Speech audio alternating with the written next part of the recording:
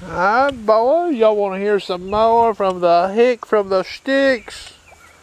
You know, I don't even live near Salt Beach, but I don't know jack shit, do I? But let me show you something here.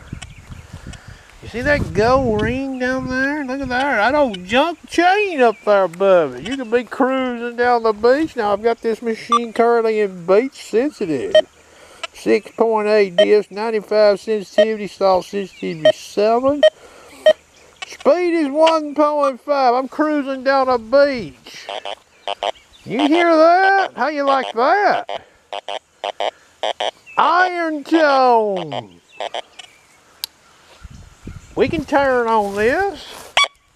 Oh, I'm in pitch tones, by the way. So if we turned on that on a beach, we would hear it. But if we just kept cruising right on by, that gold ring might live to see another day. Going into this machine. Disc.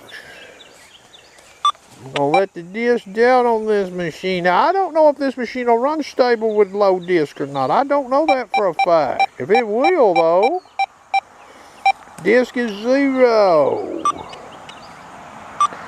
Nuts.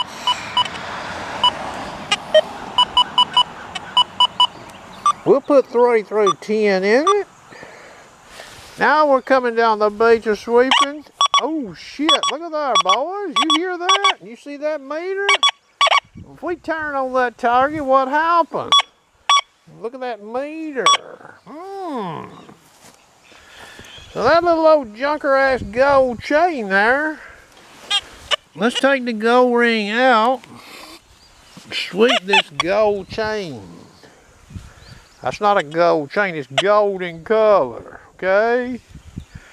You heard it read iron tone using conventional beach sensitive setups running this on the Salt Beach, but the sharpshooter program, what are you hearing? I'll put the gold ring back down in there. You see it sitting there? Boom!